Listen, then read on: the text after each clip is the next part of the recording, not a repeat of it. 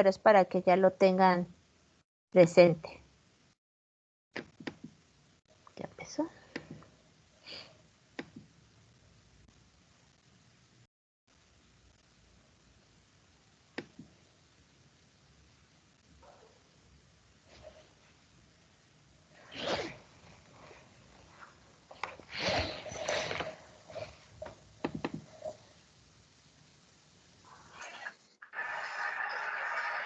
Ok, chicos. Apaguen la licuadora. Gracias. Ok, muchachos. ¿Qué vimos la clase pasada? Nosotros la clase pasada vimos el modelo HO. ¿En qué consistía el modelo HO, muchachos? Decíamos, bueno, va evolucionando la economía, muchachos, ya no es la economía del 1700, 1800, y entonces hay que explicar el comercio internacional. Y una de las formas de explicar el comercio internacional, este modelo HO se sostiene en la ventaja comparativa de David Ricardo, perdón, pero dice, ya no solamente es en materia de costos, sino hay que tener en cuenta el avance tecnológico y la mano de obra. Entonces, lo que hace el modelo HO es tomar una ratio y nos dice, bueno, con base en la ratio capital trabajo, con base en esta ratio, capital por trabajo, vamos a determinar en qué bienes nos vamos a especializar. Debería de ser así, muchachos, si esta ratio, dependiendo de los valores que manejemos, pero vamos a tomarlo así, si es capital trabajo mayor a 0.5, muchachos, estrictamente mayor a 0.5, vamos a hacer intensivos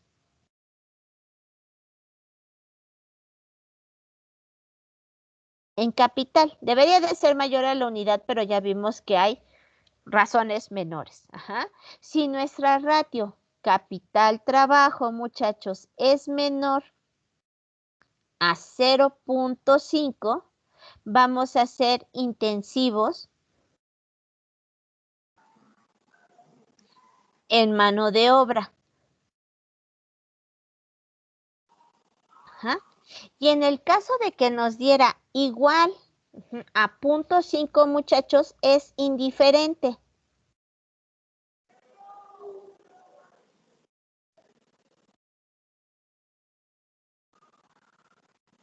O sea, podemos usar tanto capital como trabajo. ¿Sí queda claro? Esto fue lo que veíamos la clase pasada. Hicimos un pequeño ejemplo de que poníamos a Estados Unidos y a China. Estados Unidos producía portaaviones y textiles, China igual. El problema era que en China había muchos trabajadores y poquitas máquinas. Y en el caso de Estados Unidos había muchas máquinas y menos trabajadores. Nuestra conclusión con ese ejemplo fue que Estados Unidos, como era intensivo en maquinaria, en tecnología, pues ellos iban a producir portaaviones y China iba a producir textiles.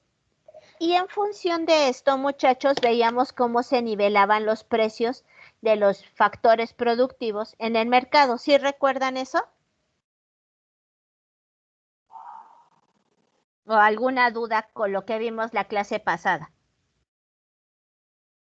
No, todo sí fue claro. ¿Sí? Ok. Entonces, ¿qué va a pasar con esto, muchachos? Este modelo, como les mencionaba, del modelo HO, se sigue estudiando, se sigue usando, pero llega un pequeño gran problema, muchachos. Se hace un estudio, lo que les pedía que me investigaban de la paradoja de Leontief. ¿Alguien le investigó, muchachos? Acuérdense que no era fuerzas. ¿Alguien le investigó? ¿Alguien Sí, leyó algo? A ver, dígame, yo sí chaparrita. investigué. Lo que dice. A ver, espérame. A ver. A ver, espérame tantito porque no queda con mi cuaderno. Ajá.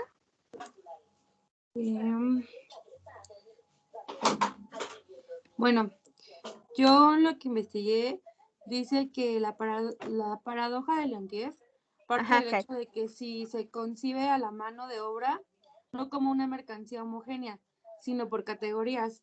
Los países industrializados disponen de una oferta más abundante de mano de obra educada o de fuerza de trabajo calificada, en la que se ha realizado una evaluación e inversión de capital que de otros tipos. Tan bueno es que saqué todo como un archivo ujú. y, y dice que en definitiva la paradoja de Leontief vino de desmontar la falacia ecológica dentro de la ciencia económica y de paso a confirmar una realidad nada aparente. Consiste en el hecho de que las exportaciones de los países industriales son más intensivas en mano de obra que las de los países en vías de desarrollo. Es Y correcto, ya, Cari. sí, es lo Ese es, que... eso es perfecto, Cari. ¿Alguien quiere aportar algo más de lo que aportó Cari? Edna, ¿ibas a decir algo, chaparrita?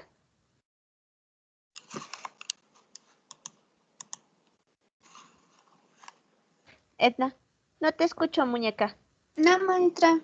Pensé que ibas a aportar algo. ¿Nadie No. más, muchachos? Ok, con lo que nos definió Cari, es perfecto, está perfecta su definición, Cari. ¿Qué pasa con este modelo? Si se ve el pizarrón, muchachos, ¿qué vamos a tener? Este modelo, lo que decía el modelo Herschel-Olin, decía, ¿sabes qué? Los países industrializados van a producir bienes intensivos en bienes de capital y los países menos industrializados van a producir bienes intensivos en mano de obra. Sin embargo, muchachos, este estudio que hace Wesley, ahora sí que Wesley-Leontief, denota, muchachos, un pequeño gran problema. Resulta que los países industrializados no estaban exportando bienes intensivos en capital, sino que estaban exportando bienes intensivos en mano de obra. Pero ¿qué tipo de mano de obra? No era una mano de obra homogénea. El modelo HO dice, la mano de obra se puede adaptar. No importa si yo soy una profesionista, ojo, no tiene nada de malo, muchachos, pero tampoco hay diferencia con la mano de obra del señor que hace el aseo.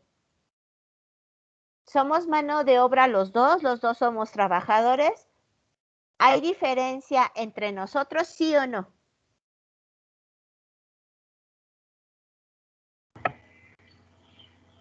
Sí, mucha. ¿Por qué? Miss, yo digo que no. A ver, ¿quién sí y quién no? A ver, la que dice que sí, ¿por qué? Pues nada más por los estudios, ¿no? O sea, porque uno está más estudiado, más, sí, pues más estudiado y por lo tanto le pagan mejor y tiene un mejor puesto, mejor calidad de vida, mejor Ok, hija. A ver, y la que dice que no hay diferencia, ¿por qué, hija? Porque igual estamos trabajando para alguien. O sea, estamos produciendo un bien, un producto o lo que sea. O sea, estamos a la par o sea, en trabajo. Ok. Las dos perspectivas, me van a decir, ay, mis, ¿para qué nos hace participar si nos va a dar por nuestro lado? Las dos perspectivas son válidas, porque para mi niña que me defiende, ahora sí que pone la postura de que es lo mismo el trabajo de una persona con un título profesionista a la persona con un trabajo menos calificado. Ese era el planteamiento que tenía el modelo HO. El modelo HO decía, toda la mano de obra que se está utilizando en el proceso productivo es homogénea y puede migrar de un sector a otro. Vamos a ponerlo así.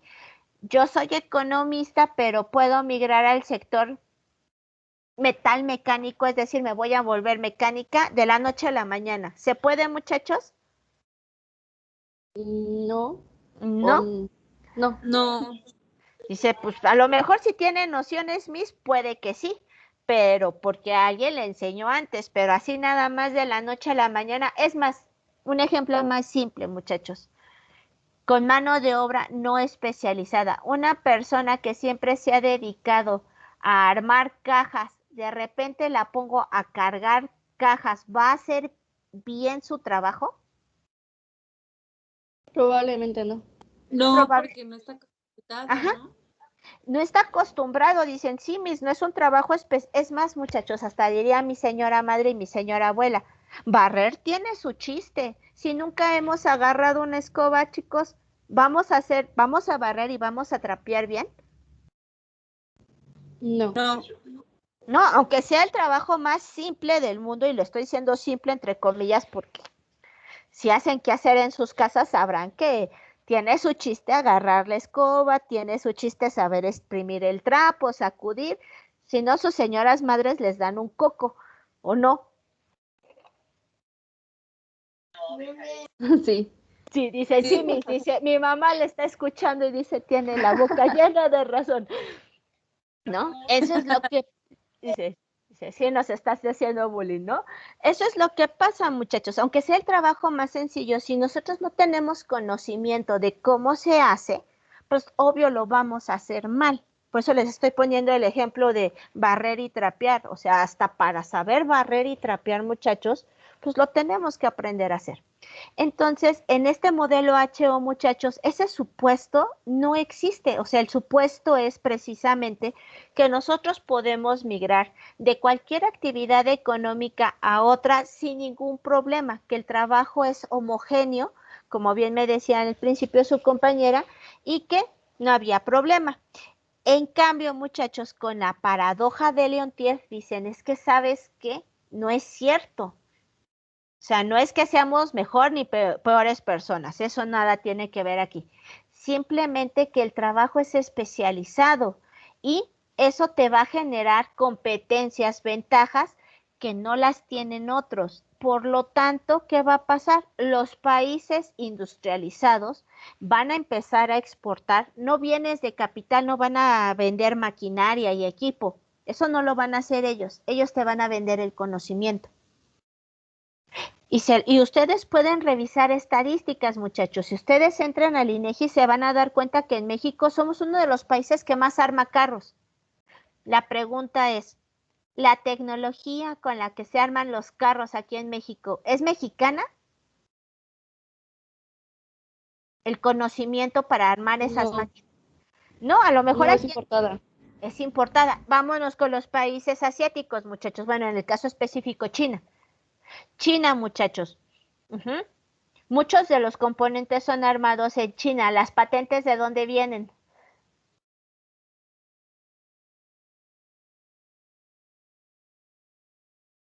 ¿Por qué Apple se pelea tanto con China? No me digan que no se saben ese chisme porque les voy a pegar. No. Ok, Apple y muchas compañías norteamericanas, muchachos, se pelean con China porque lo que hace China es que allá se producen muchos de sus componentes, el conocimiento viene de otros países, ellos lo asimilan, lo aprenden y lo incorporan a sus procesos tecnológicos. Es más, por eso está el iPhone, ahora sí que cuando empezó a salir el iPhone, estaba el iPhone americano y estaba el iPhone chino. Era igualito al iPhone, nada más que en lugar de ser iPhone era no sé qué. En lugar de tener una manzanita, tenía una pera, ¿no? Pero esa era la idea, muchachos. Entonces, ¿qué vamos a tener aquí? La paradoja de Leontief lo que hace es demostrarnos, muchachos, que los países industrializados no van a exportar bienes de capital, o sea, va a echar para atrás esto. Es decir, los países industrializados no van a exportar capital, van a exportar trabajo, pero no cualquier tipo de trabajo, va a ser trabajo especializado. Y una observación más, en la definición que dio Cari de lo que era la paradoja de Leontief, muchachos, solamente hay que tener cuidado con el uso de los términos. La clasificación o cómo ordenamos al mundo ha ido cambiando con el tiempo. Cuando todavía existía la Unión Soviética, muchachos, hablábamos de primer mundo, el segundo mundo y decíamos que México era un país tercermundista y hablábamos del cuarto mundo, que era el África, los países africanos, ¿no? El África subsahariana que vivían en condiciones de extrema pobreza. ¿Quién era el primer mundo, muchachos? Los países capitalistas, los países ricos. No es que México no fuera capitalista, pero no éramos un país rico. ¿Quién era el segundo mundo, muchachos? El segundo mundo era todo el bloque soviético, la URSS, y en ese bloque soviético, bueno, estaban las economías de China, Vietnam, Cuba y Corea del Norte. Ajá, esa era la clasificación. Y el tercer mundo, muchachos, pues era América Latina, algunos países europeos. Ajá, ese era el tercer mundo. Y el cuarto mundo, muchachos, porque así también se hablaba del cuarto mundo, eran los países que vivían en extrema pobreza.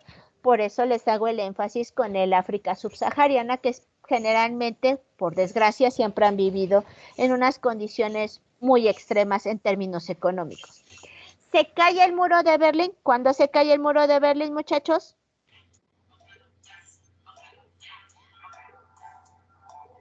Niños, ¿cuándo se cae el muro de Berlín? Ahí, Wikipedia. 1989. Se cae en 1989 y entonces viene la reunificación. En el 91 ya se acaba la URSS, viva la perestroika y la glasnost. Además ya vamos a ser camaradas, nos van a vacunar con el Sputnik 5, entonces váyanse aprendiendo la internacional. Dicen. ¿Sí saben qué es la internacional, niños? Miéntanme, díganme que saben qué es la internacional. No. ¿No? Ok, la internacional, muchachos, es el himno de todos los proletarios. Ojo, su misa es roja, pero su misa es roja con fundamentos, no ataca nada más a lo menso.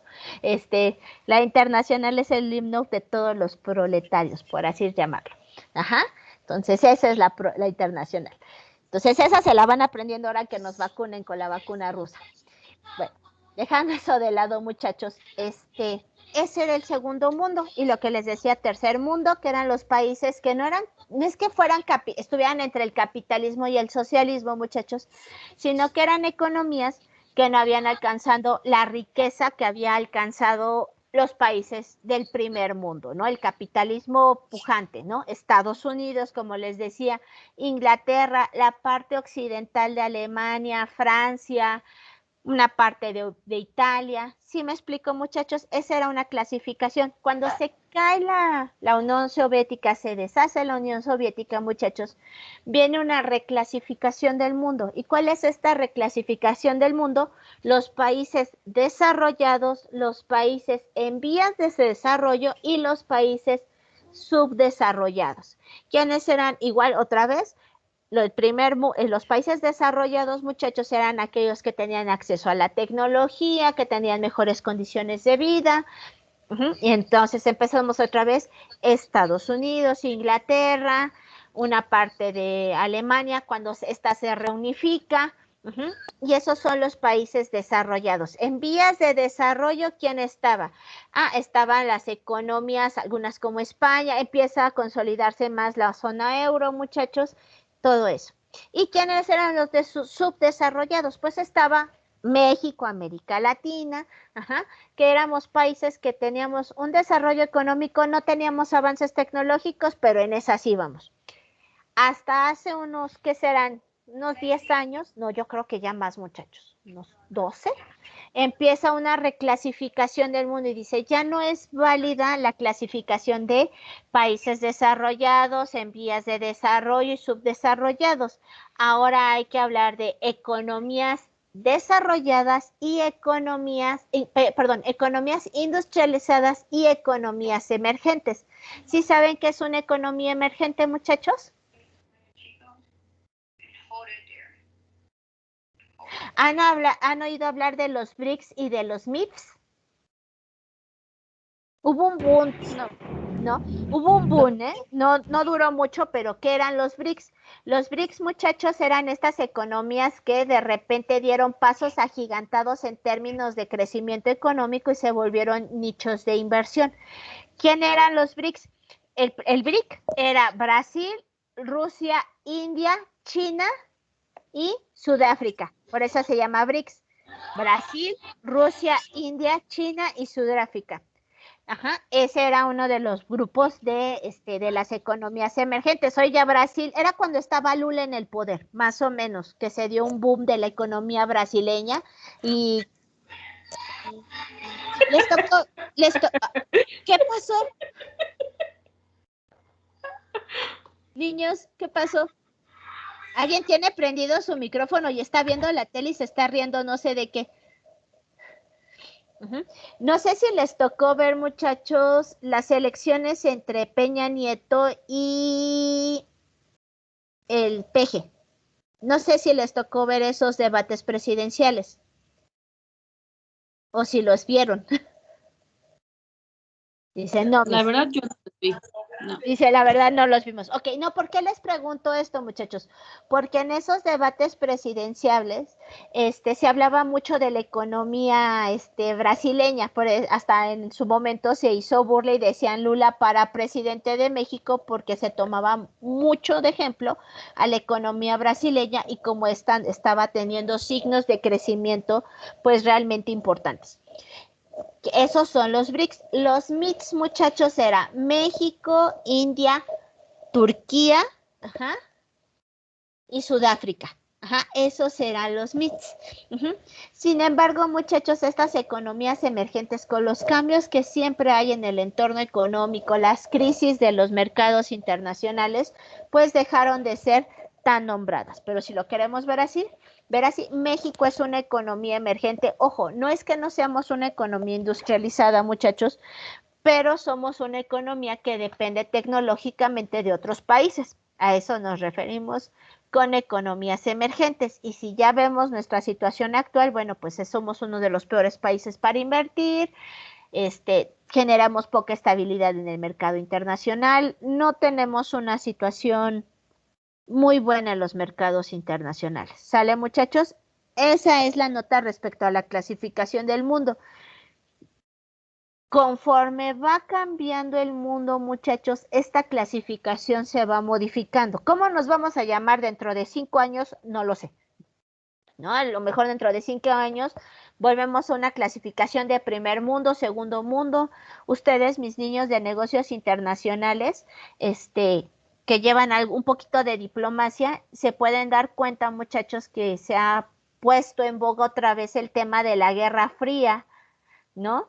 Dicen que es otra vez una guerra, si no con armas, sí una relación tensa en saber quién hace mejor las cosas entre el bloque capitalista, que es Estados Unidos, las economías europeas, y la economía rusa.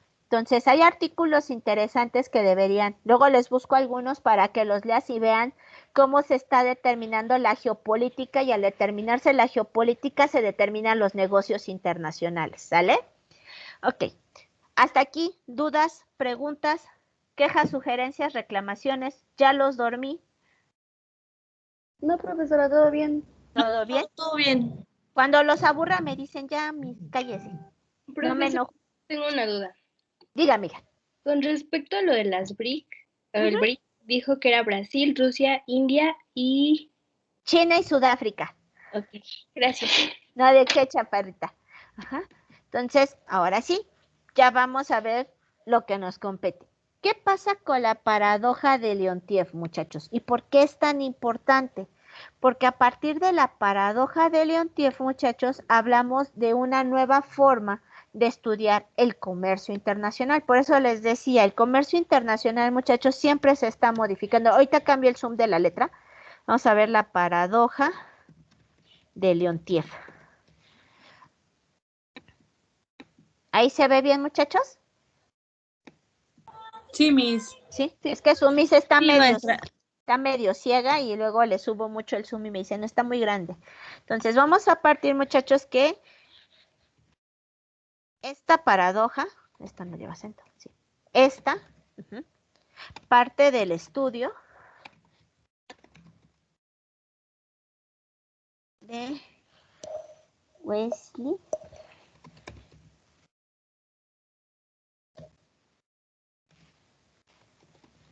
Leontief, coma, la cual mostró,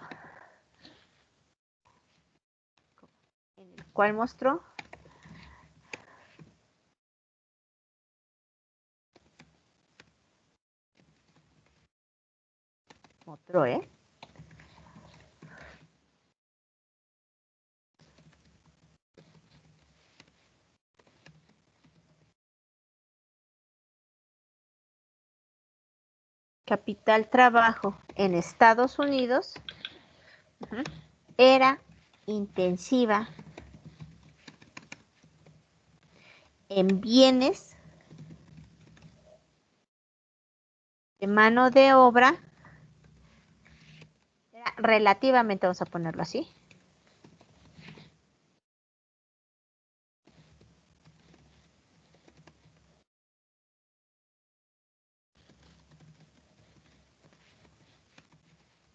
y las importaciones, déjenme completar, en Estados Unidos, las exportaciones, perdón, eran relativamente intensivas en bienes de mano de obra y las importaciones relativamente intensivas en bienes de capital.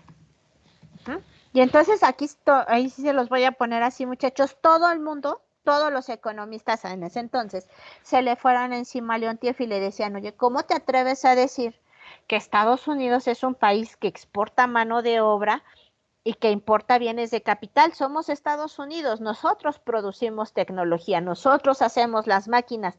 El mundo depende de nosotros, no vamos tan lejos. Nuestra economía depende de la tecnología que se haga en Estados Unidos.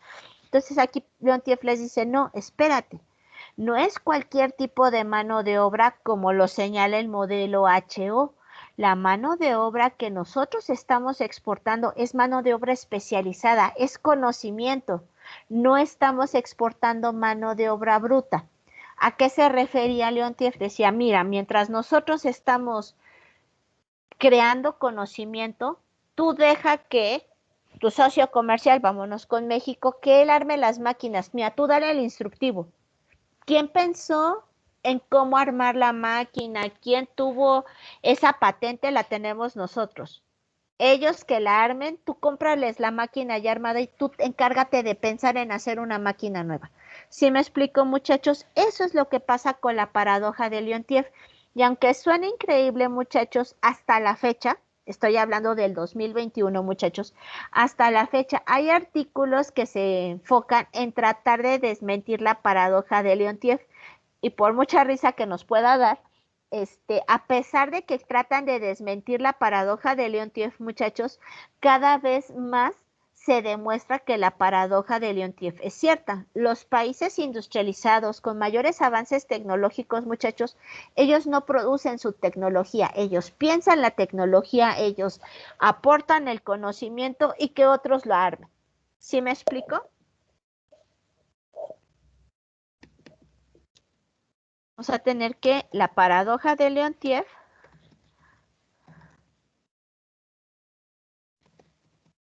estableció que las exportaciones de los países industrializados serán intensivas en mano de obra especializada, calificada,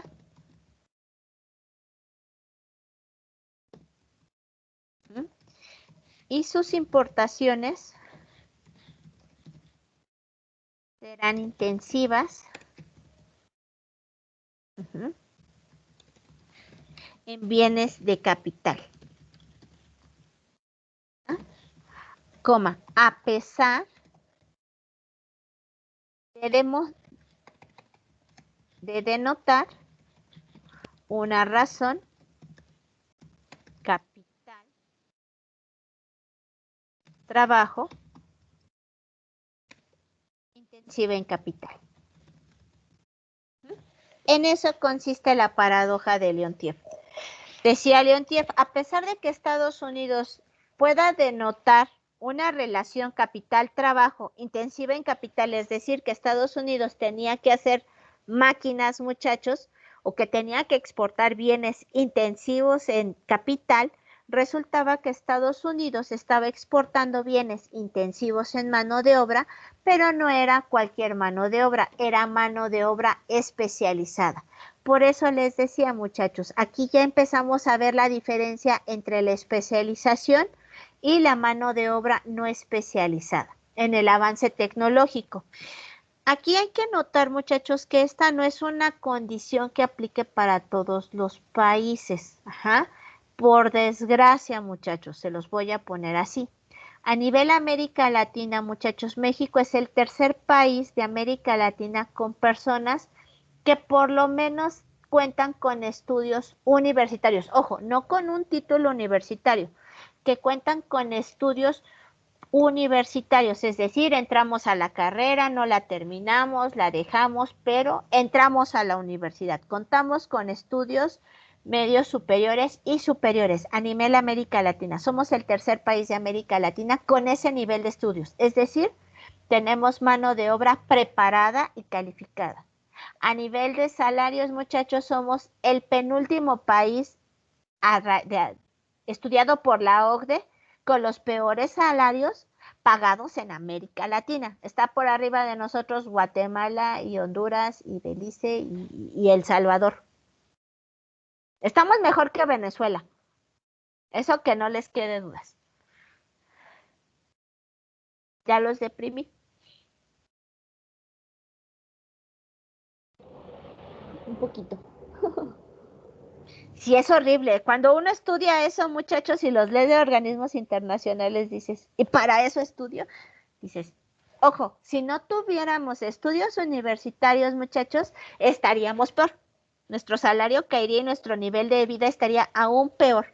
Entonces, no se me depriman. Algún día todo mejorará, tengan fe. ¿Sale? Hasta aquí. ¿Dudas, preguntas, muchachos, de la paradoja de Leontief? No, Sí ninguna. Sí queda claro. Entonces, ¿qué pasa con la paradoja de Leontief, muchachos? ¿Y por qué es tan importante? Porque a raíz de la paradoja de Leontief, muchachos, se dan cuenta que el comercio internacional y también a raíz de los procesos de apertura económica, de que cambia el modelo y la integración del mundo, muchachos, hay que estudiar el mundo. ¿Qué pasa con los países y en qué momento unos nos despegamos más de otros? O en qué momento, si lo queremos ver a nivel local, muchachos, en qué momento en términos de comercio internacional México se despegó tanto de Estados Unidos.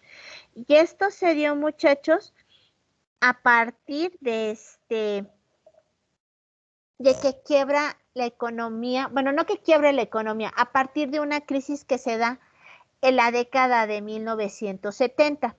En la década de 1970, muchachos, a mediados de los 70, la economía mundial entra en una gran recesión como la que ahorita estamos viviendo. Ajá. Pero, ¿qué vamos a tener?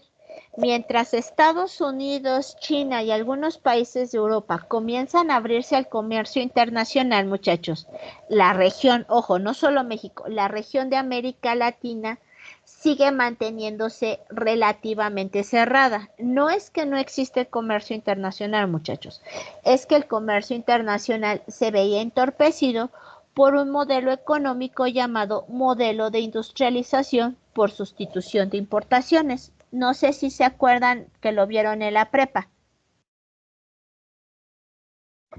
No, yo no. ¿No lo vieron en la prepa? Ok. Rapidísimo, muchachos. ¿Qué es el modelo de industrialización por sustitución de importaciones? Es un modelo que se aplicó a raíz de la Segunda Guerra Mundial, muchachos. Una vez que termina la Segunda Guerra Mundial, pues los soldados regresan a sus lugares de origen, los que quedaron. ¿Y qué había pasado con los otros países que no habían entrado en el juego de la Segunda Guerra Mundial, muchachos? Pues se habían vuelto países abastecedores. México abasteció de muchas materias primas a Estados Unidos, al mundo, literal. Éramos un país proveedor de materias primas. Cuando regresan los soldados a sus respectivos lugares de origen, muchachos, pues regresas a todos los migrantes que puedas, ¿no? Ya los regresaste y les dices, ¿sabes qué? Mira, cuando estábamos en guerra yo te compraba tela, te compraba combustibles, te compraba verduras, frutas, porque no había quien lo produjera al interior de mi país. Mis hombres estaban en el frente y a pesar de que tenía una producción local, pues no era tan fuerte. Esos soldados, esas empresas, esas personas que trabajaban ya regresaron a sus puestos de trabajo. Yo les pregunto, muchachos, ¿me van a seguir comprando a mí o van a empezar a producir, a consumirlo de manera local? Ya lo están volviendo a producir ustedes. Consumirlo de manera local. Van a empezar a consumirlo de manera local. Eso es correcto, muchachos. ¿Qué va a pasar? Que los países empiezan a generar un modelo proteccionista. México comienza, en el caso específico de México, México comienza un crecimiento hacia adentro. ¿Por qué? Porque México durante todo el periodo de la Segunda Guerra Mundial, muchachos, acumuló excesos de reservas, lo cual les sirvió para fomentar una industria nacional. Esto se mantiene, muchachos, desde 1946-47 hasta 1982. O sea, México era y les digo, no solamente México, todo el mundo, muchachos, éramos economías relativamente cerradas. No es que no existiera el comercio internacional, es que se le ponían muchísimas trabas, muchachos. ¿Saben qué es un arancel prohibitivo? Para empezar, ¿saben qué es un arancel, muchachos?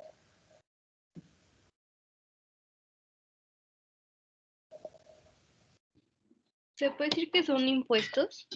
Ajá, los aranceles son impuestos, pero en específico al comercio internacional. ¿Qué va a pasar? Ahora, si yo les digo que había aranceles prohibitivos, ¿ustedes qué creen que son, muchachos?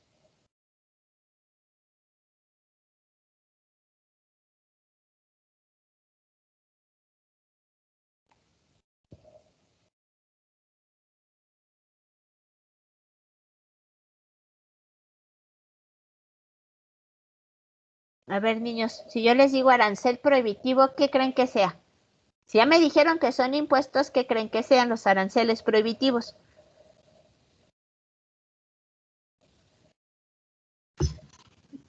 Pues impuestos que están como cancelados. No, al revés. Impuestos que no son como ¿Forzados? reconocidos. Ajá. Son impuestos, ojo, van a ser impuestos, muchachos, no son forzados, no son ilegales, son impuestos aplicados por cada país, pero estos impuestos, muchachos, tienden a ser tan altos que acaban entorpeciendo o nulificando el comercio internacional. ¿A qué voy con esto? Lo vamos a ver más adelante este tema en específico, pero así como una breve entrada de este tema, muchachos, es que México y Estados Unidos producen sillas. No va a haber diferencias entre estas sillas, van a ser de la misma calidad, de las mismas características, el mismo color, son igualitas, muchachos, idénticas. La única diferencia entre la silla de Estados Unidos y la silla mexicana es exactamente eso, que una está hecha en Estados Unidos y una está hecha en México. Ambas sillas están en el mercado mexicano. La única diferencia es que la silla de Estados Unidos, solamente por venir de Estados Unidos, va a costar 5 veces más que la silla mexicana.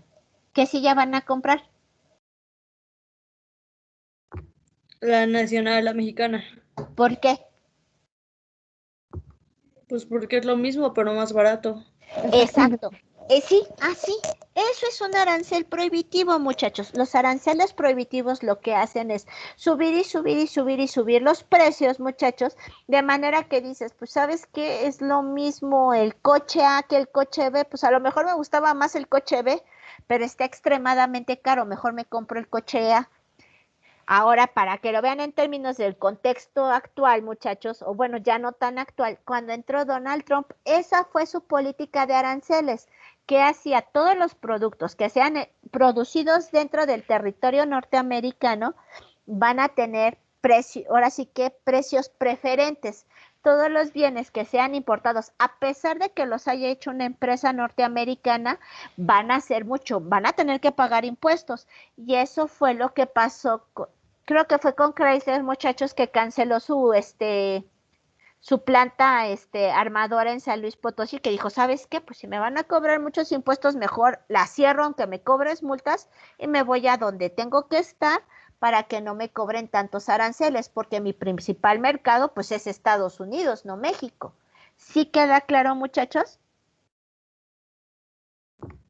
Sí, maestra. ¿Sí? Es entonces, por eso les digo, cuando se abre el mundo, muchachos, a raíz de estos modelos, y les decía, el modelo de industrialización por sustitución de importaciones, eso es lo que hacía, no prohibía las importaciones, muchachos, pero ponía tantas barreras así de, mira, es que no viene bien empaquetado, es que no trae los sellitos, es que mira, ya te pasaste por un pelito así, entonces ya no pasa, entorpecía el comercio internacional. Eso duró hasta 1982 en los países de América Latina, muchachos.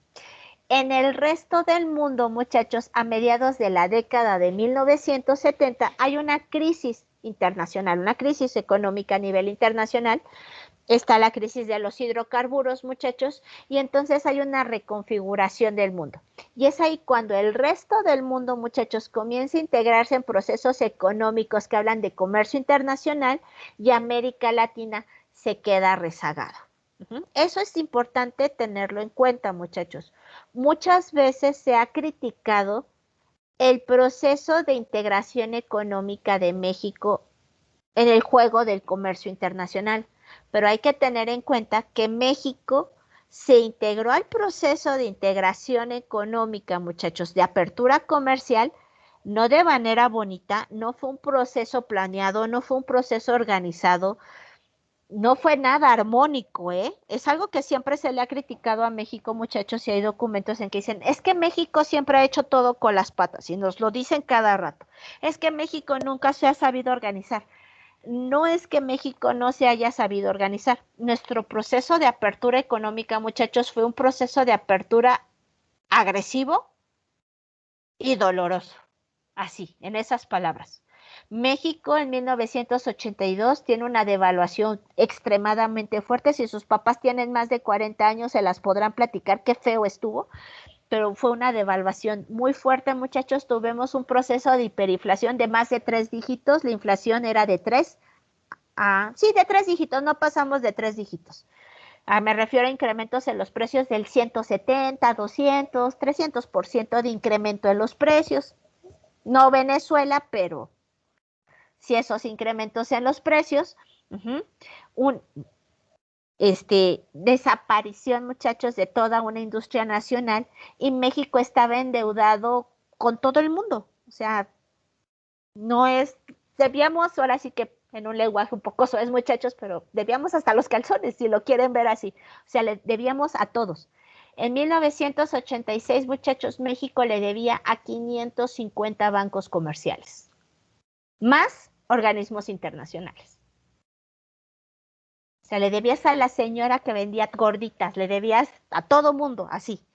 Entonces, bajo ese escenario, muchachos, México tenía que saldar sus deudas, y si tú le debes dinero a alguien, muchachos, ¿quién va a poner las condiciones? ¿Nosotros los deudores o nuestro acreedor? El acreedor. Pues el acreedor. Pues el acreedor, en este caso, muchachos, pues nuestro acreedor era el Fondo Monetario Internacional. El Fondo Monetario Internacional agarra, saca la cara por nosotros, muchachos, le dice al resto del mundo, a ver, tranquilo, yo doy la cara por estos. ¿Qué pasó? ¿A quién le debes? Bueno, le debo a fulano, a sutano, a perengano. Ok, les voy a pagar. México, el Fondo Monetario Internacional, muchachos, habló con la Sociedad de Banqueros de París para renegociar la deuda con ellos. Les dijo que ya sé que les debe México, no entren en pánico, yo doy la cara por ellos, yo pago la deuda de ellos. El Fondo Monetario surge como nuestro acreedor, respalda nuestra deuda, pero nos dice, ¿sabes qué, México? Yo ya estoy dando la cara por ti, yo voy a pagar la deuda, pero tú me tienes que firmar unas bonitas hojas llamadas cartas de intención. Y como su nombre lo dice, muchachos, es una carta de intención. ¿Se acuerdan cuando iban a la secundaria y se portaban muy mal y les hacían firmar su carta compromiso? Es más, cuando repiten Sí. como 5 veces una materia en la Unitec, ¿no firman una carta compromiso?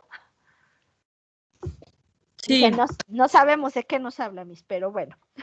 Ok, cuando firman esa carta compromiso, ¿qué dicen? Es un compromiso, nos estamos comprometiendo. Bueno, es la misma idea de estas cartas de intención. ¿Qué hace México? Dice, ¿sabes qué? Ok, yo ya, Fondo Monetario, estoy dando la cara por ti. ¿Tú a qué te comprometes, México? Y en esas cartas de intención, muchachos, firmadas por el gobierno de Miguel de la Madrid, México se compromete, uno, a que el Estado se va a retirar de la actividad económica, que va a dejar que la actividad económica se rija por las leyes de la oferta y la demanda, es decir, el libre mercado, muchachos.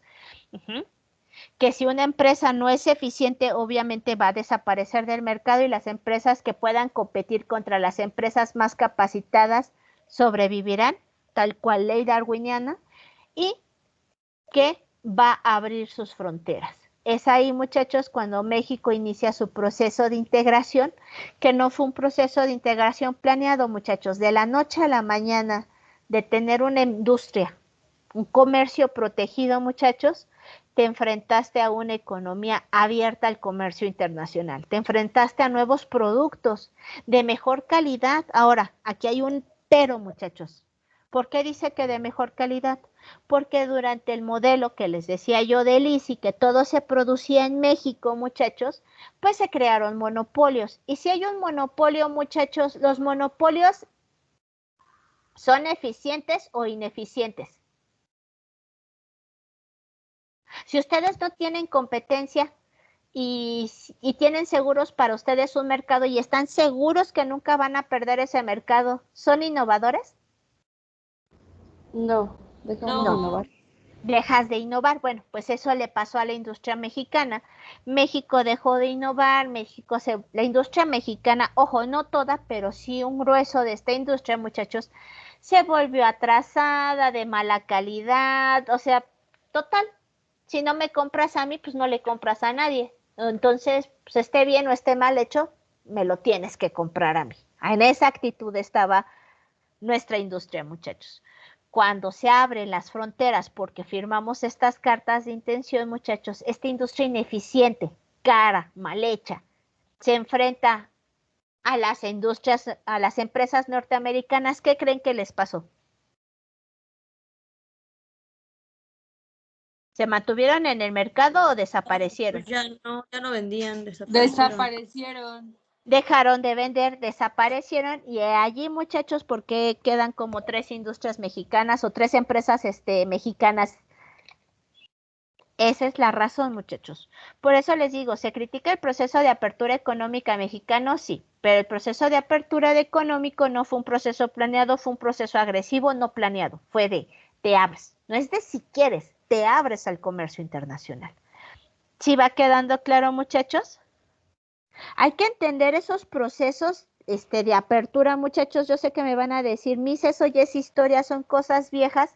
Sí, pero ahí es necesario entenderlo, muchachos, para poder, ahora sí que valga la redundancia otra vez, entender por qué nuestros procesos de integración, por qué nos cuesta tanto trabajo, por qué estamos exportando ciertos bienes y no otros, por qué el atraso tecnológico, o sea, todo tiene un porqué. ¿Estamos de acuerdo, muchachos? ¿Hasta aquí alguna duda, alguna pregunta?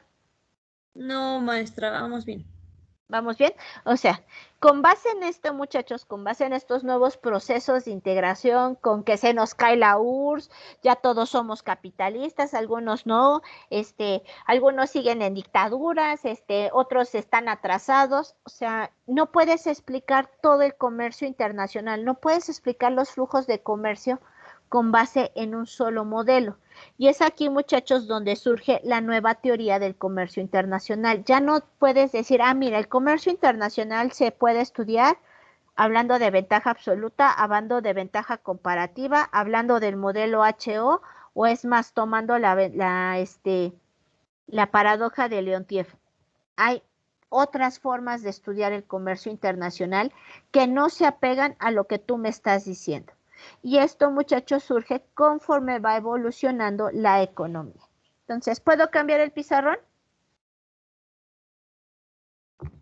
Sí, maestra. Sí, ¿Sí? Entonces, ¿qué vamos a tener, muchachos? Ahora vamos a tener la nueva teoría del comercio internacional.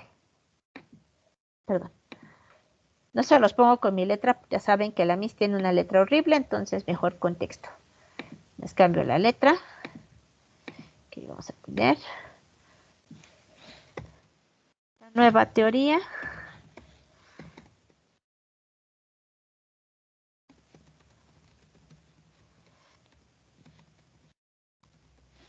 comercio internacional. ¿Qué vamos a tener con esto, muchachos? A partir de la década de 1970 se da un cambio en los procesos de integración y de comercio internacional.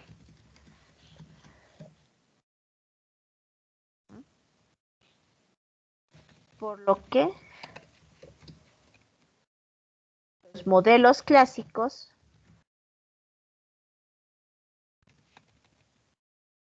ya no respondían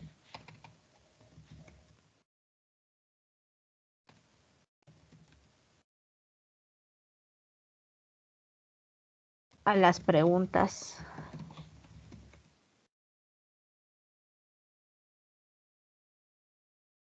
de los flujos de comercio.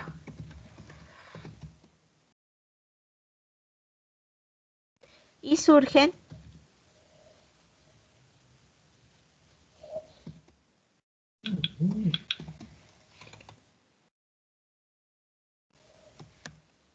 la nueva teoría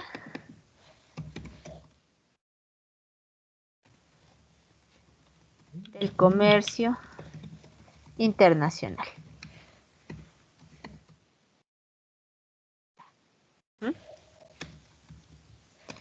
La cual busca responder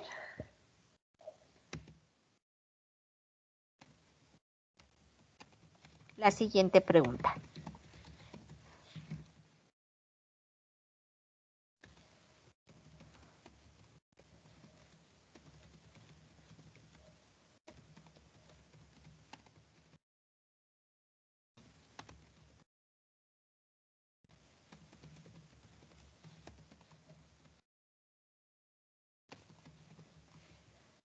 Esa es la pregunta, muchachos. Ahora sí que esta es nuestra pregunta importante. ¿Cómo explicar el comercio entre las naciones sin la existencia de ventajas comparativas? A pesar de que tenemos el modelo HO, muchachos, a pesar de que tenemos la paradoja de Leontief, la paradoja de Leontief se sigue basando en las ventajas comparativas. Bueno, es que uno tiene mano de obra calificada y el otro no, entonces por eso va a exportar bienes intensivos en mano de obra especializada y los otros no. Pero ¿qué pasa si no hay ventajas comparativas en algún producto, en alguna industria? ¿Cómo lo explicas? ¿Cómo explicamos quién va a producir qué? ¿Por qué México, muchachos, produce maquila y por qué no produce computadoras? Por lo que vimos, ¿no, maestra? Que se comprueba en qué es mejor cada país y entonces se dedica a hacer en lo que es bueno, ¿no? ¿Y no somos buenos produciendo tecnología, muchachos? ¿En serio creen que somos tan brutos? La verdad, seamos sinceros, ¿creen que en México no hay esos cerebros que hay en otros países para producir tecnología? Pues la verdad es que sí No. tenemos, bueno, yo siento que sí, Sí, yo siento que sí los tenemos. Y entonces, ¿por pero qué no la producimos? por el apoyo, yo creo que el apoyo económico, ¿no? Principalmente. Apoyo económico. Chamacos necesitan agarrar un libro. ¿Han escuchado hablar de los acuerdos de Bucareli o de los tratados de Bucareli?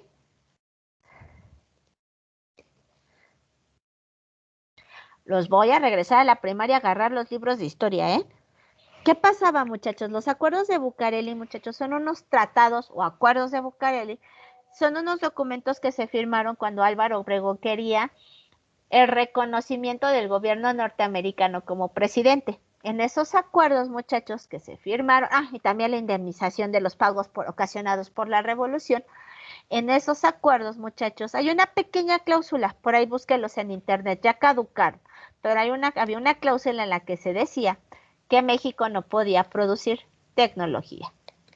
Nosotros no podíamos tener, a pesar de que nosotros supiéramos, mi papá en algún momento me lo explicó, decía, bueno, aunque yo supiera hacer un torno y yo supiera cuál es la forma en que se arma y todo eso, me decía, pues, ¿cómo? ¿Por qué? O sea, si dice, no estamos tan brutos para hacer un torno, ¿no? ¿Por qué a fuerzas tenemos que comprarlo a Francia? Y ya viendo, dice, pues a fuerzas lo teníamos que comprar en Francia, muchachos, porque estos acuerdos prohibían que en México se produjeran bienes de capital, es decir, maquinaria y equipo producido en México. Esa no se la sabía.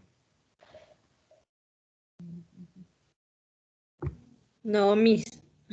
¿Ya ven? Libros de historia. Acuérdense, muchachos, no es malo leer. El hombre que no conoce su historia, recuerden, está condenado a repetirla. Por eso tenemos al señor que tenemos de presidente. Se los digo muy en serio. El discurso del señor López Obrador es muy parecido al discurso salinista, nada más que Salinas tenía más carisma y me caía mejor. Y era economista. Pero revísenlo. Ok. Entonces, con base en esto, muchachos, ¿qué vamos a tener? ¿Cómo explicamos eso? O sea, ¿cómo explicamos el comercio entre las naciones? ¿Por qué México? ¿Por qué países con peor atraso económico y tecnológico pueden integrarse a los flujos del comercio internacional, muchachos? ¿O que solamente vamos a producir aguacates, acero, jitomate? Es aquí, muchachos, donde surge esta teoría. ¿Y cómo vamos a explicar estos patrones de comercio? Esta nueva teoría explica el comercio internacional a partir de economías de escala. O sea, son diferentes modelos en una sola nueva teoría. A partir, muchachos, de el comercio intraindustrial. A partir de la competencia imperfecta.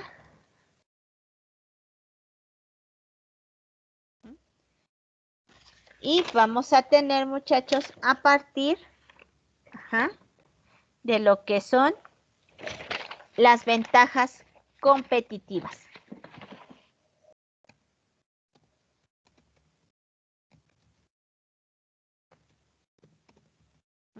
A partir de aquí en adelante, muchachos, esto es lo que vamos a estar viendo nosotros.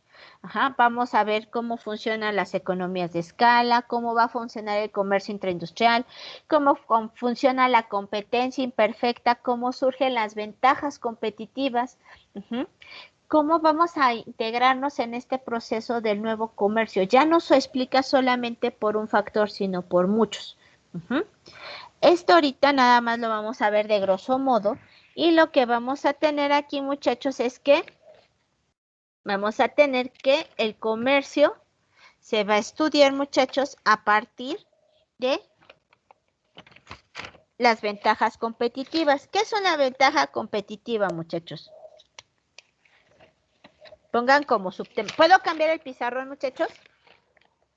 ¿O me espero tantito?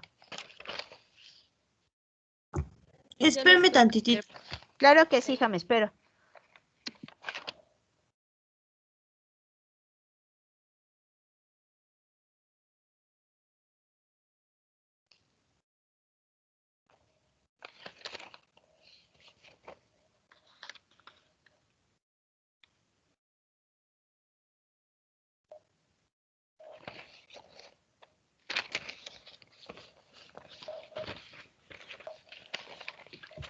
Ya, maestra.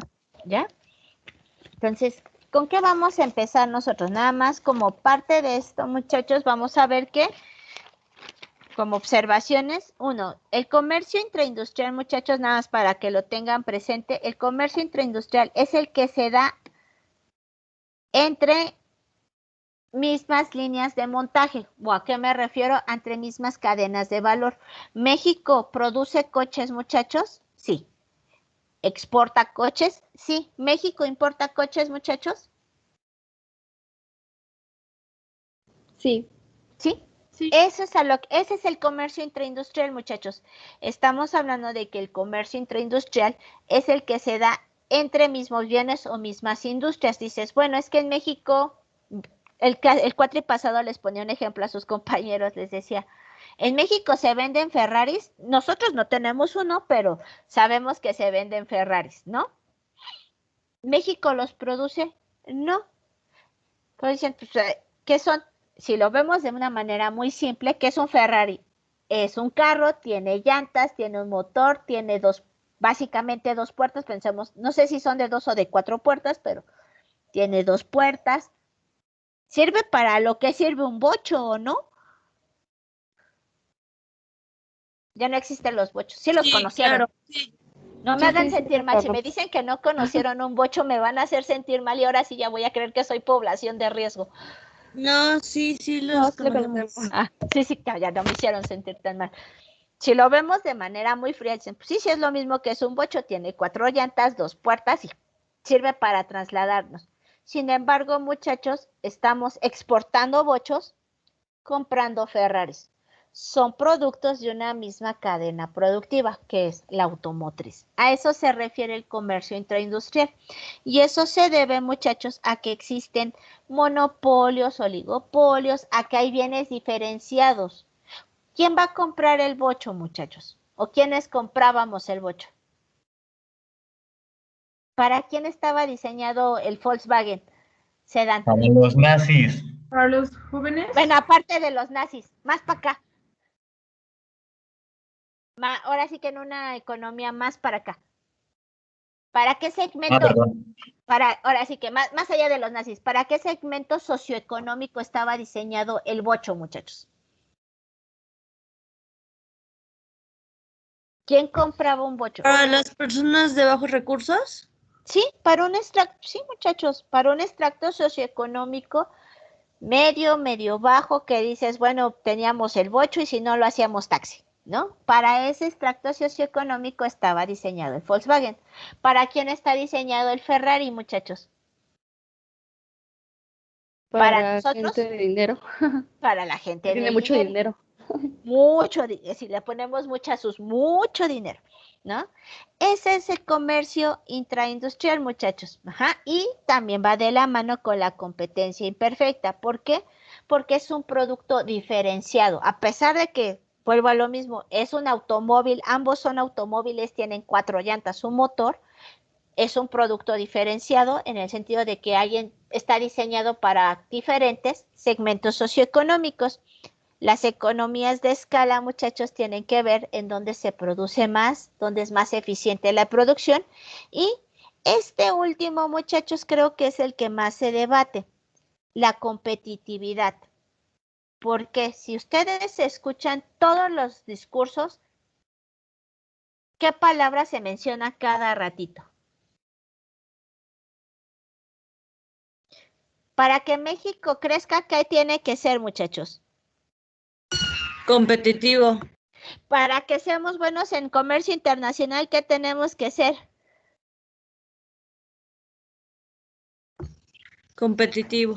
Y para todos nos mencionan la palabra competitivo. La pregunta del millón, ¿qué es ser competitivo? Ser mejor que el otro. ¿En qué Tener sentido? ventajas. O sea, tener como algo que te dé un valor adicional. Ok, eso es producir valor agregado. Lo que me decían hace un momento de ser mejor que el otro, bueno, ¿en qué sentido? Tecnológicamente eso es innovación. En materia de costos, eso es ser ahorrador. ¿Mm? En todos los sentidos, ¿no? Eso, ahí está la razón, hija. Es en todos los sentidos. Les voy a decir por qué es importante entender la competitividad, no como el uso de un solo elemento, muchachos, sino como la conjunción de una serie de elementos. Esto se los pongo porque, y esto sale en un artículo, se los voy a poner en el Blackboard, muchachos, para que lo lean. Ya es un documento viejo, es un libro viejo. Esto se desarrolla a partir de un artículo llamado La ventaja competitiva de las naciones. Ajá. Su autor es Michael Porter. Y este libro, bueno, este artículo que les voy a pasar yo se publicó en 1991. Dicen, mis, eso es de la edad del caldo, ni nacíamos, ¿no?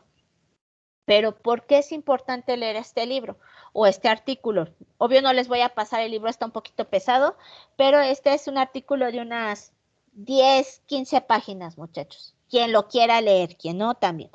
En este artículo, muchachos, lo que hace Porter es explicar qué es ser competitivo. Y Porter dice, mira, si tú dices que ser competitivo es ser más barato que el otro, no es que seas competitivo, es que eres barato. ¿Por qué eres barato? Ah, porque hiciste un proceso de innovación tecnológica, pero tu mano de obra no está capacitada. Entonces solamente sabes innovar. Ah, mira, es que mi proceso de reducción de costos se debió a que capacité e innové. Sí, pero ¿qué más hiciste? ¿Te quedaste nada más allí con capacitar e innovar? ¿Qué más tuviste que hacer? Y aquí Porter señala, tampoco basta con decir, bueno, es que innové, mejoré mi mano de obra. ¿Cómo es la mano de obra mexicana, muchachos? ¿Cómo está considerada a nivel internacional? ¿Cómo nos clasifican? Barato. Entonces eres una mano de obra barata. ¿Y cómo es nuestro nivel de vida, muchachos? En términos generales, bueno, malo. ¿Cómo nos califican a nivel internacional?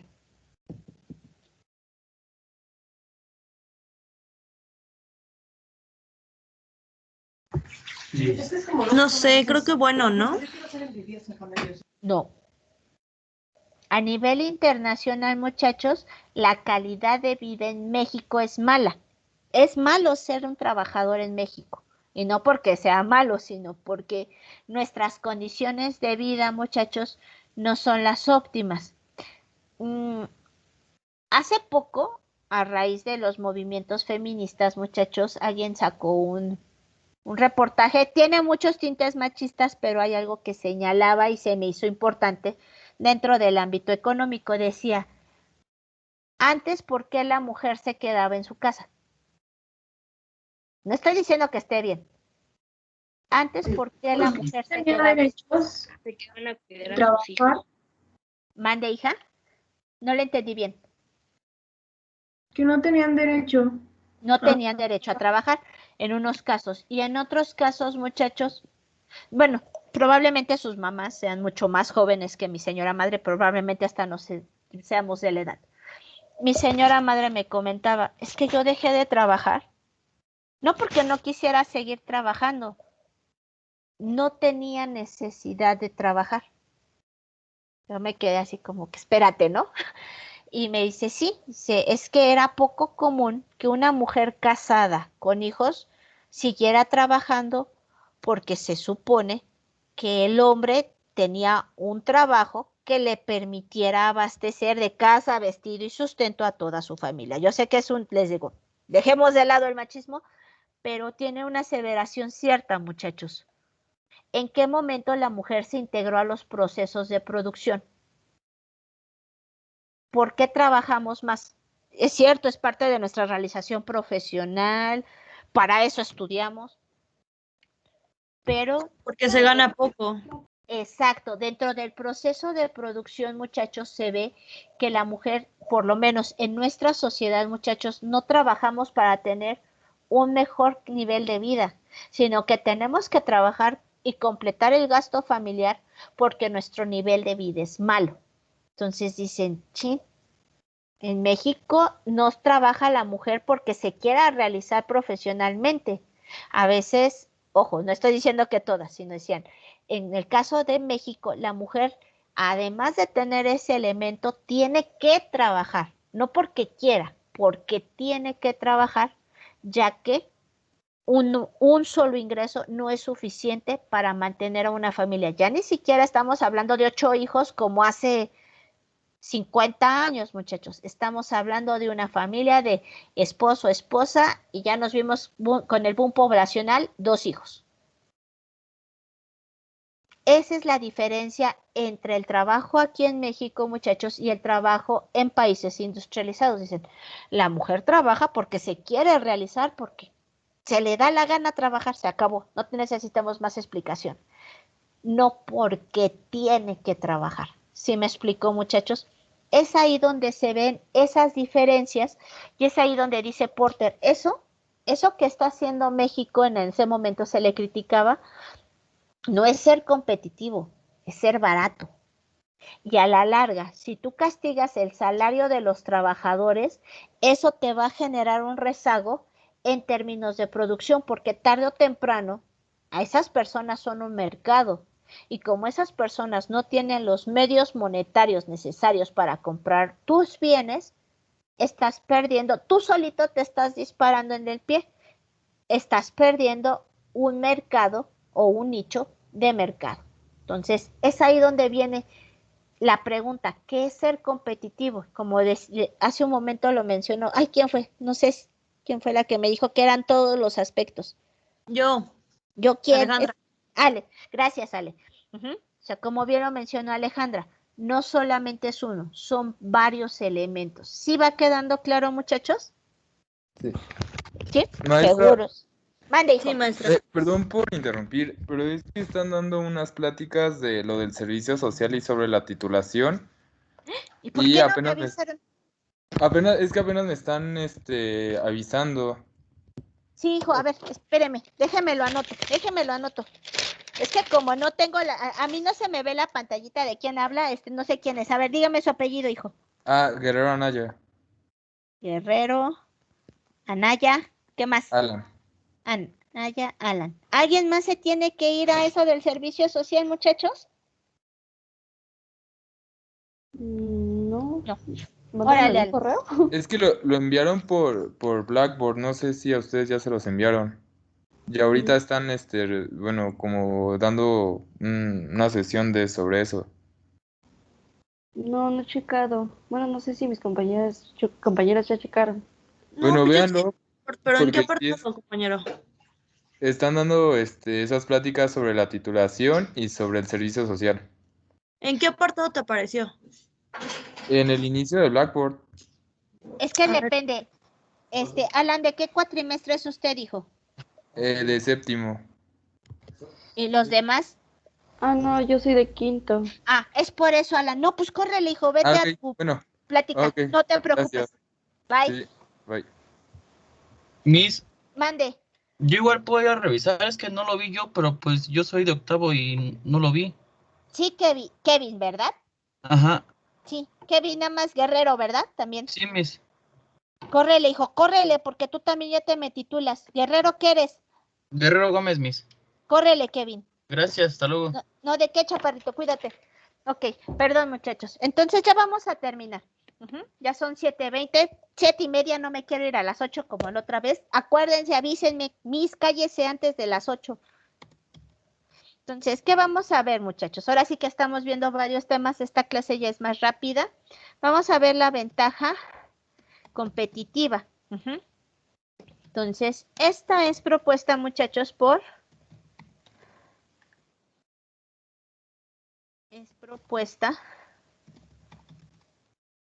Michael Porter en su libro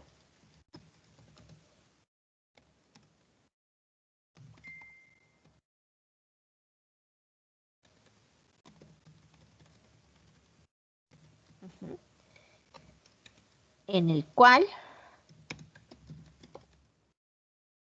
define qué es la competitividad.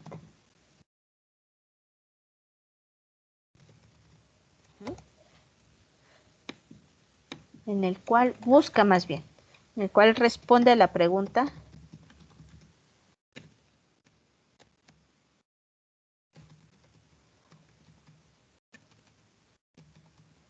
¿qué es la competitividad? Y les digo, muchachos, este libro es viejo, es de 1991. Ahorita que les suba el video y las pizarras de la clase, les voy a subir el artículo. Es un PDF, les digo, yo creo que ya exagerado, son 20 páginas y creo que me estoy viendo exagerada. Pero en este artículo, muchachos, Porter dice, ok, ser competitivo no solamente es ser barato, ser competitivo implica la conjunción de 4 elementos. Nosotros lo vamos a ver como el diamante de Porter. Y a partir de ese diamante, dice Porter, cuando cumplimos estos 4 elementos, entonces sí podemos hablar de que un país es competitivo. Y la competitividad recae en la productividad. Pero no cualquier tipo de productividad, vuelvo a hacer hincapié en eso. No basta ser productivo porque eres barato, Es que en México somos muy productivos y si revisamos los niveles de productividad de México, muchachos, somos de los países que más producen, sí, porque tenemos que trabajar mucho porque si no trabajamos, pues no comemos. ¿Sí me explico? Entonces dicen, eso no es ser competitivo.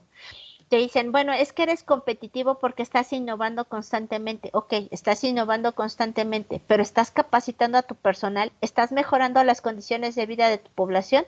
Si no haces eso, tampoco eres competitivo.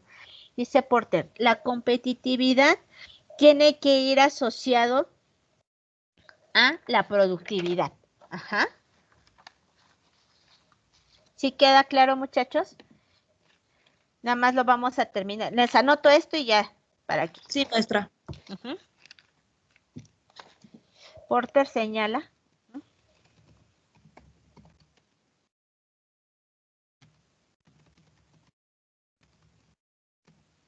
que para ser competitivo no basta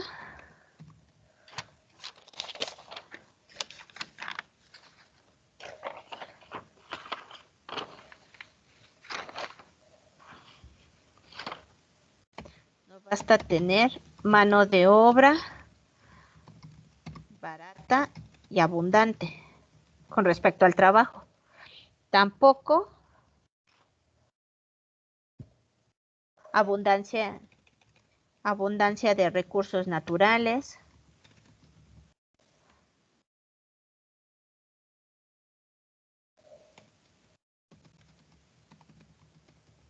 políticas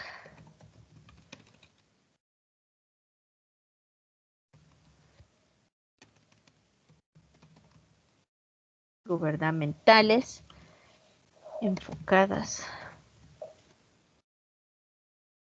al desarrollo. Profesora, perdón que la interrumpa, pero ya son 7:30. Ya voy, ya vamos a acabar. Nada más les pongo estos elementos. Sí, gracias, hijo. Qué bueno que me hice, porque si no, luego los dejo ir bien tarde. Protección, promoción de exportaciones. Dios. Entre otros. Se dice Porter, para ser competitivo no basta tener mano de obra abundante, no basta tener abundancia de recursos naturales. Es más, muchachos, si nos vamos al ámbito gubernamental, no basta tener esas políticas de gobierno enfocadas al desarrollo, a la protección, a la promoción de exportaciones, a los subsidios. O sea, no solamente basta eso. Porter dice, el principal objetivo económico, Porter señala,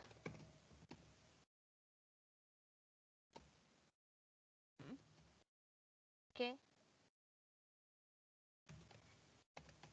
el principal objetivo, esto lo pongo entre comillas porque es textual, muchachos, es copiado del artículo, el principal objetivo económico de una nación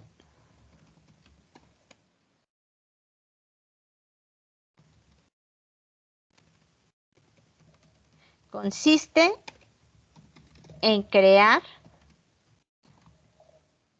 para sus ciudadanos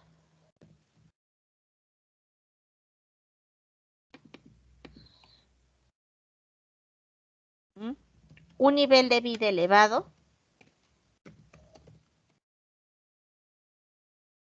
no solamente elevado y en ascenso, la capacidad para lograrlo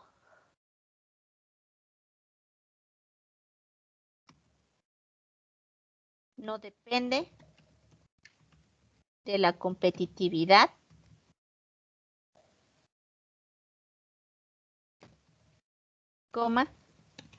sino de la productividad. Hasta aquí la vamos a dejar. La clase que viene, muchachos, vamos a ver cómo se define la productividad que genera la competitividad, muchachos, y cuáles son los 4 puntos del diamante de Porter. ¿Estamos de acuerdo? Sí, maestra. ¿Sí? Sí, maestra. ¿Va a subir el artículo entonces y lo leemos? Sí, nada más léanlo. Nada más léanlo, no es necesario que se aprenda nada, no tienen que hacer resumen, ni cuadro sinóptico, ni nada. Nada más léanlo para que no vengan ahora sí que tan en blanco. para que vayan teniendo nociones de lo que estamos viendo, ¿sí? Pero ya saben, no los obligo a nada, como dicen, ahí ustedes saben si estudian o no, chamacos feos. Les paso lista rápido y ya se me van a su otra clase. Ya prometo, qué bueno que me avisaron, si no ya ven que luego se nos hace muy muy tarde y yo lo sigo torturando.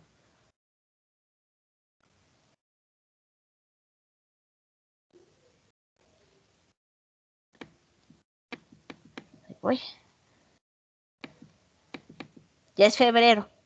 ¿Ya fueron por los tamales? No coman tamales, engordamos. No se ve gorda, maestra. Ah, que sí, usted me quiere. No, Por eso no. ya tiene 10. Eso. Ya más por eso ya me compró, ya, por decirme que no me veo gorda. Pero sí estoy gorda. La cámara ayuda. ¿Ya fue por los tamales, maestra? No, hija, me toca pastel porque mañana es cumpleaños de mi hijo. Hoy nos tocan tamales y mañana. Felicítenos a su hijo, maestra. Sí, y también le pongo 10. No es cierto, muchachos, ya los dejo ir. A ver, Alfaro. Presente. Ahí está, hijo, ya vayas a descansar, cuídese. Vale, Altamirano. buenas noches. Ay, perdón. No, hijo, buenas Presente, noches. Miss. Gracias, Karina. Anselmo, Oscar. Presente, maestra. Gracias, Chaparrito. Barrera Aguilar, Buenas noches. Alejandra. Buenas noches, Presente, hijo. maestra. Gracias, muñeca. Buenas noches. Bernal Buenas noches, Montero. maestra. No se preocupe, hija. Bernal Montero. Presente, Miss. Gracias, hija. Gracias. Garduño García. Presente, buenas noches. Buenas noches, Alicia. González Moreno, Eva. Presente. Gracias, bien. Yo le digo Vianey y Eva, le ando cambiando. Anaya me avisó que se iba a su junta. Kevin igual se me avisó. Hernández Ocaña, Eric Adair. Presente, maestra. Estás, Adair. Ujú. Gracias. Hernández Ravelo, Jordi. No está. Hilarios Díaz, Guillermo. Presente. Gracias, Guillermo. Márquez Durán, Mariana.